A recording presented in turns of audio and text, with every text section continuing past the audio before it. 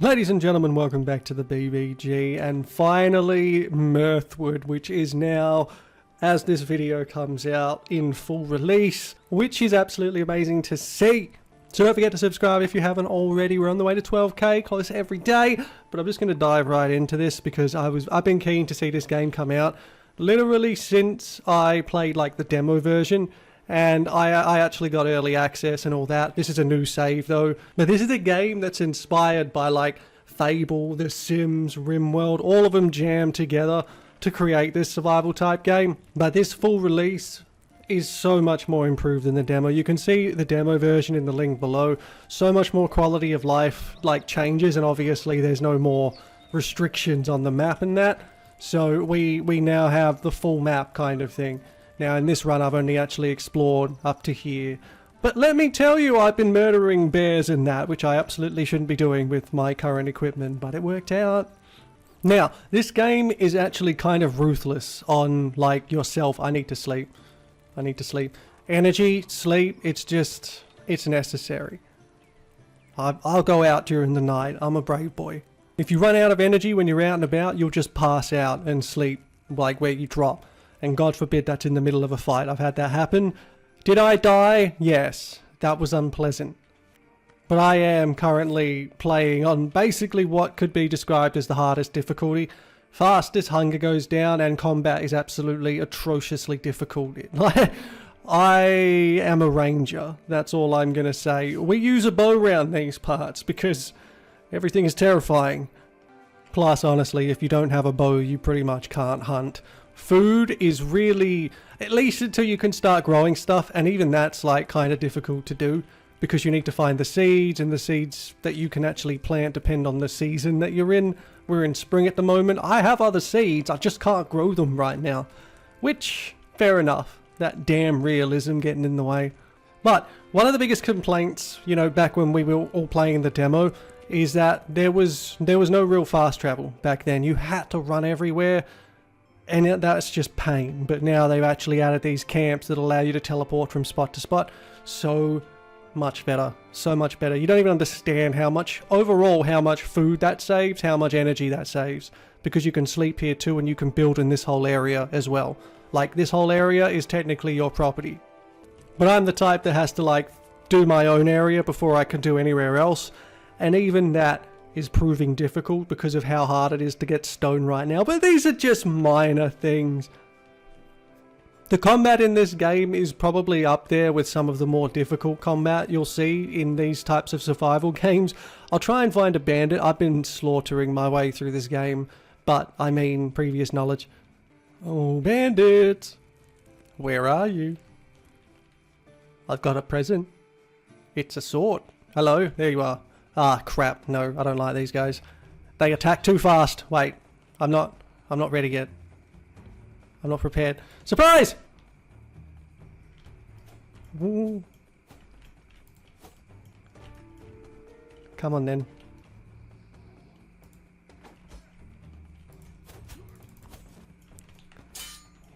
Oh, fuck. Ah, not the combos! These guys are the absolute worst for managing to combo out, and they're so agile.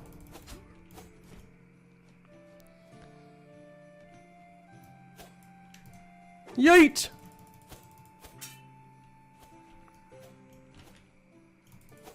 Ah, fuck! Oh my god, no! I blame the tree that got in my way.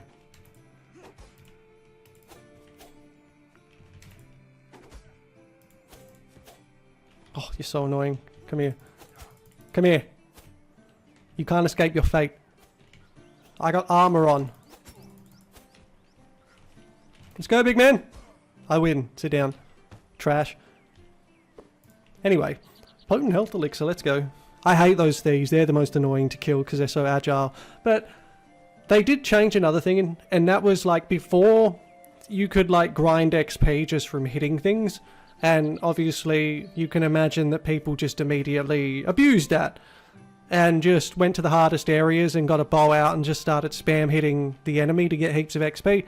Now you do have to like kill the enemy with the weapon you want to level up. So it's like You got melee and archery here, which is the main forms of like attack. There's no magic. This is like a full-on medieval game. But you have to actually kill the enemy in order to get the XP for your class. So you could do all the damage with archery all the way down to 1 health. But once you hit it with melee, when it's got that 1 health left, all of melee gets that XP. Archery gets none. So it kind of forces you to choose one or the other. And honestly, that was necessary. It was way too easy to get melee and archery up before. But of course, the other things being farming trades. You saw my farm before. It's adorable. And it's slow as hell to expand because of seasons. But this game is one that really is going to go on for a long time.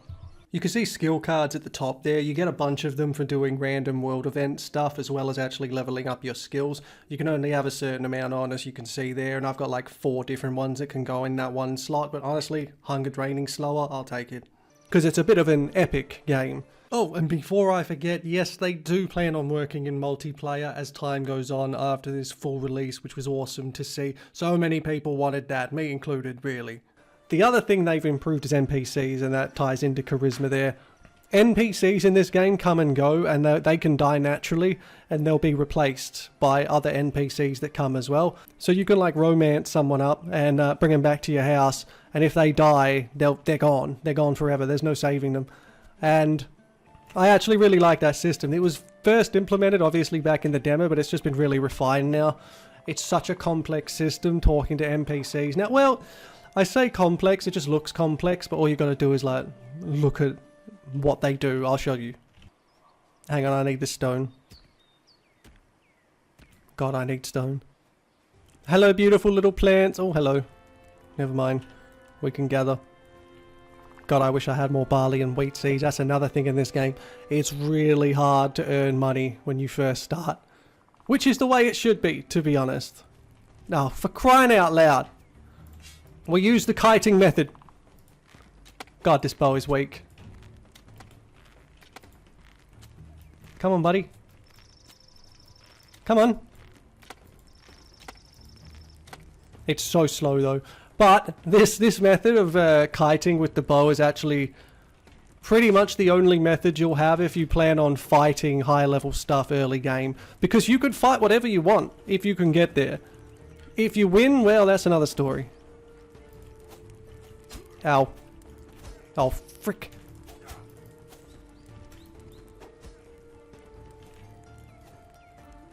Oh my god, I can't block that. You see how annoying he is?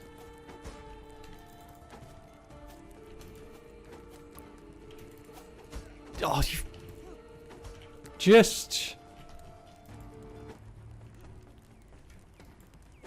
Timing is everything. Yeah, freaking annoying. Bread chunks. I need to eat anyway. Thank you. Very limited inventory. Ooh, I can sell that. So anyway, this is basically like the first little village you'll come across. The smallest village, pretty much. But you can see there's little things popping up above their head. That's basically how the conversations go in this game. You can raise the affinity, you can like decline it. I mean, hell, you could steal, you could kill everybody, you could do whatever you want. Hello there. Greetings to you. So you got chat, jest, romance, gossip, and influence. But you can like check everything that they like. This one's a gossiper, of course. So we're going to gossip. And we're going to gossip about praising another. Yeah, fair enough. Look, it's not my fault you don't like talking good about people, frickin' Eliza. Alright? Anyway, that basically goes for every single NPC, excluding key ones, like for quests, the main story and that. Super cool, not gonna lie, very in-depth. I haven't yet tried to actually raise someone's affinity to the max, because it's so, like, it takes a long time to do, and it's been adjusted in this full release. But then again, gaining someone's trust is supposed to take a while, right? Now, the other thing's the market. Every single town has their own things that have their goods in demand and have lots of goods in supply. As well as, and this is like the most important thing here, the trade routes. These are all the major areas in the map, basically, in this release. And you have to actually physically go to that town and solve why they don't have a trade route coming to this town specifically. And every time you unlock it, you basically unlock more stuff to buy and all of that. And that's really when you start actually making lots of money. But it's a process of discovery, this game. You run around, there's main quests, there's side quests, and there's everything in between. It has been nothing but improved in this full release, I'm not going to lie. I just wish I had the materials to change all of this. Look at this, look at the way they're overgrowing my freaking... Be gone! You trash, get out of my garden. Seriously. Honestly. And bear in mind, every action you take affects your stamina and your hunger. So, doing too much of one thing in a day is going to take a route, like basically destroy the whole day for you and your hunger. So if you don't have a source of food, that's it. You die of hunger. Of course, you could resort to stealing, I suppose, if you were the low morality type, which is absolutely a thing here. But that was basically the first thing I did when I got here. Immediately start working on food, because you will die. You will die without food. And the other thing they really improved on was the building system. There is much, much more that you can do, build-wise and aesthetic-wise.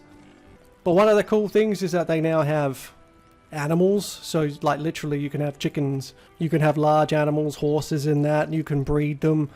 It's literally... It actually kind of reminds me of Immortal Life a little bit. And as we all know, I love that game. Not gonna lie. I love that game to bits. It's just really nice to see this kind of game get out of early access and reach full release. Of course, they still have a whole roadmap for like a massive length of time after release, with more stuff being added as time goes on, which is actually awesome to see as well, because this is exactly the kind of game that benefits from stuff being added as time goes on, with higher difficulty, yada yada yada, on and on it goes. Because combat can get very, very hectic very, very quickly. Like, even if you have high levels, you can still die to like a wolf if you don't pay attention. Now, with that said, that's on the hardest difficulties. You can click on easier combat and easier survival.